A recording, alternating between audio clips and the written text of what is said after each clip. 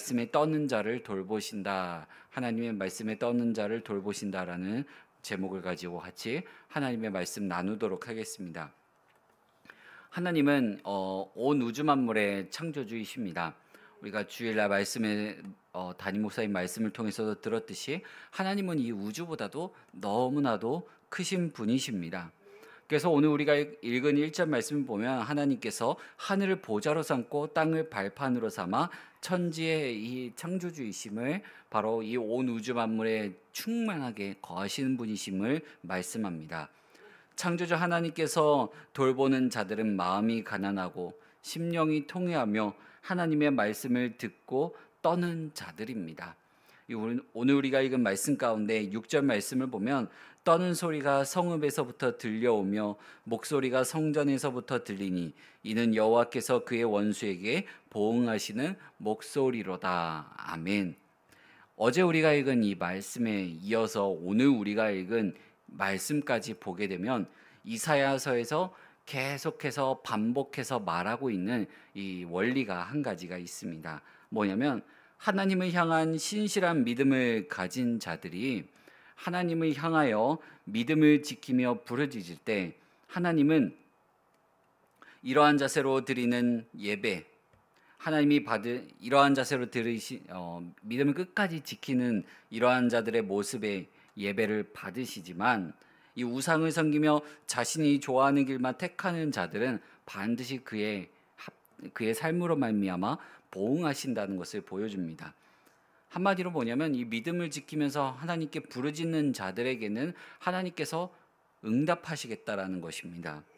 그런데 하나님의 응답이 두 가지 반응으로 나타납니다. 어떤 반응으로 나타나냐면 하나는 구원으로 임하는 거고요. 다른 하나는 심판으로 임하신다는 것입니다. 때로는 보여지는 하나님의 모습이 심판일 수도 있습니다.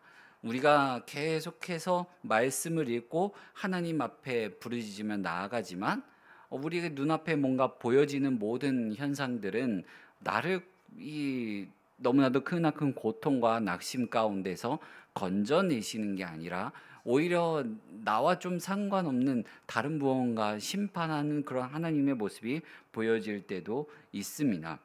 하지만 오늘 우리가 읽은 말씀을 보면 하나님의 심판조차도 믿는 자들에게는 구원이라는 사실을 보여주고 계십니다. 그게 바로 우리의 소망이기도 합니다.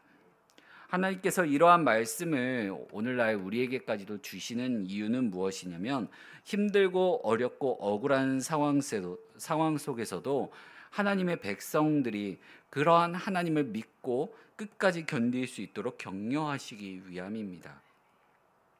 그래서 하나님의 말씀으로 인하여 떠는 종들은 미워하며 조롱하는 자들이 반드시 수치를 당하게 될 것이라는 사실을 알아야만 합니다. 대신에 하나님은 끝까지 그 믿음을 지키며 말씀대로 살아가려고 하는 그 신실한 종들을 지켜주시며 책임져 주십니다. 성도들은 악인의 길을 미워하며 의인의 길을 걸어가야만 합니다. 하나님의 말씀을 묵상하고 즐거워하며 그 말씀으로 말미암아 떠는 삶을 살아야만 합니다. 그리고 하나님의 기쁨이 되는 것을 택해야만 합니다. 왜 우리 눈에 하나님의 이 구원하심은 보이지 않고 오히려 나와 좀 상관없는 듯한 그런 하나님의 모습이 보여지게 되냐면 하나님의 기쁨이 되는 그 길을 바라지 않기 때문입니다. 항상 내가 원하는 대로 하나님이 응답하시기를 바라기 때문에 하나님께서 분명히 응답하셨고 내 삶 가운데 역사하셨는데 그것을 바라보지 못하는 이유가 바로 거기에 있습니다.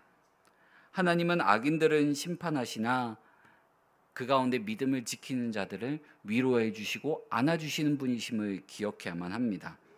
오늘 우리가 읽은 말씀을 보게 되면 자녀가 없고 불임이었던 예루살렘 성읍은 이제 진통하기 전에 자녀를 출산하고 다산의 축복을 누리게 될 것을 말씀하고 있습니다. 사랑하는 성도 여러분, 하나님께로 돌아서는 자들은 어떠한 삶을 사는 자들이겠습니까? 성도 여러분, 우리는 돌이키는 삶, 하나님께로 향하는 삶, 하나님의 뜻을 기뻐하는 삶을 살아야만 합니다. 근데 이러한 삶을 살기 위해선 가장 무엇을 해야 하냐면요, 돌이키는 삶, 그게 바로 회개거든요. 바로 회개하는 삶을 살아야만 합니다. 이게 바로 하나님께로 돌이키는 삶입니다. 아무리 하나님께서 보여주신 소망이 있다 한들 이 소망을 습관적인 신앙생활로서 우리 삶에서만 이루어진다고 생각해서는 안 됩니다. 하나님께서 우리에게 보여주신 소망은 하나님께로 돌이키는 참된 회개로부터 시작하여 마음과 뜻과 힘을 다하여 의로운 삶을 살 수 있도록 그러한 능력을 주시는 하나님을 믿는 믿음으로 말미암아 주어지는 소망입니다. 이 일을 위해 우리는 하나님의 말씀을 읽고 묵상해야만 합니다. 우리가 첫 번째로 회개하고 돌이켰다면 두 번째로는 하나님의 말씀을 읽고 묵상을 해야 합니다. 오늘 제목처럼 하나님의 말씀에 떠는 자들, 우리는 그 하나님의 말씀에 떠는 자들이 되어야만 합니다. 우리가 왜 하나님의 말씀에 떨지 못하냐면 하나님의 말씀보다 당장 내 삶과 내 눈앞에 있는 것들을 마주하고 그것들을 바라보기 때문입니다. 우리가 하나님의 말씀을 읽고 묵상하는 삶을 매일 같은 삶 속에 체득시켜야만 합니다. 그래야지 우리가 주일날 왔을 때 강단 가운데서 선포되는 그 말씀이 내 삶 가운데 임하는 겁니다. 그냥 주일날 딱 하루 와가지고 그 말씀이 나에게 임하기만을 바라면은 안 된다라는 거예요. 주일날에도 이제 청년들하고 말씀을 나누면서 믿음 생활에 대해서 이제 비유로 말을 어떻게 전해줬냐면 이 헬스 운동을 하는 그 헬스 운동에 미쳐 있는 사람들처럼 신앙생활을 해야 한다고 전했습니다. 그 이유가 뭐냐면 이 헬스장에서 운동을 하고 그렇게 꾸준하게 운동하는 사람들 중에 몸이 굉장히 멋있는 사람들이 많이 있습니다. 그냥 운동만 열심히 하는 사람들은 이 근육만 굉장히 비대해지고 멋있는 몸이 되지 않는 경우들이 있어요. 근데 굉장히 운동도 열심히 하는데 멋있는 몸을 가지고 있는 사람들은 어떠한 사람들이냐면요, 그 헬스장에서 운동하는 그 모습과 그 습관과 그 생각을 자기의 삶 속에서 가져오기 때문에 그렇습니다. 그냥 그 운동하는 그 곳에서만 국한된 것이 아니라 운동하는 곳 밖에서도 내가 운동을 오늘 뭘 해야 되지? 또 내가 이러한 것을 행동하고 뭘 하면은 몸 안에 있는 근육들이 빠지게 될 텐데, 근육들에게 뭐가 좋지 않을 텐데, 내가 무엇을 먹어야지 근육이 더 생길 텐데, 이러한 것들을 고민하면서 밥 먹을 때도 뭔가 할 때도 항상 그 생각만 합니다.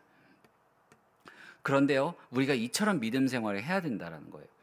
주일날이나 아니면 교회에 와서만 이렇게 살아야지, 이러한 말씀을 들어야지, 기도해야지, 거기서 끝나는 게 아니라 교회를 나가서도 나의 삶의 터전에서도 무엇을 하든지 하나님의 기쁨이 뭐지? 하나님의 기쁨은 말씀에 적혀있지. 말씀을 읽어야지. 이 말씀을 붙들고 기도해야지. 이대로 내가 믿음을 지키며 살아가야지. 이 생각이 끊임없이 일어나야지만 우리가 하나님의 말씀을 듣고 떨면서 회개의 길로 돌이킬 수가 있는 것입니다. 사랑하는 성도 여러분, 하나님의 말씀을 읽고 묵상하는 여러분의 마음과 삶의 태도는 어떠하십니까? 하나님의 말씀을 진지하게 마주 대하며 하나님의 소망을 여러분 삶 속에 가져오고 하나님이 주신 소망을 여러분 삶 속에 느끼며 살아가시기를 간절히 소망합니다. 이 시간 함께 같이 기도하겠습니다. 이 시간 기도하실 때 내가 하나님 앞으로 나의 온 삶을 하나님께로 돌이키는 회개하는 삶을 살아갈 수 있게 해달라고 기도했으면 좋겠습니다. 두 번째로는 하나님, 내가 그 일을 위하여 하나님의 말씀을 읽고 하나님의 말씀을 묵상하며 매일매일 삶 속에서 기도하는 삶을 살아야겠습니다. 하나님, 그러한 능력을 나에게 달라고 우리 이 시간 함께 같이 기도하며 나아가도록 하겠습니다. 기도하시겠습니다. 사랑과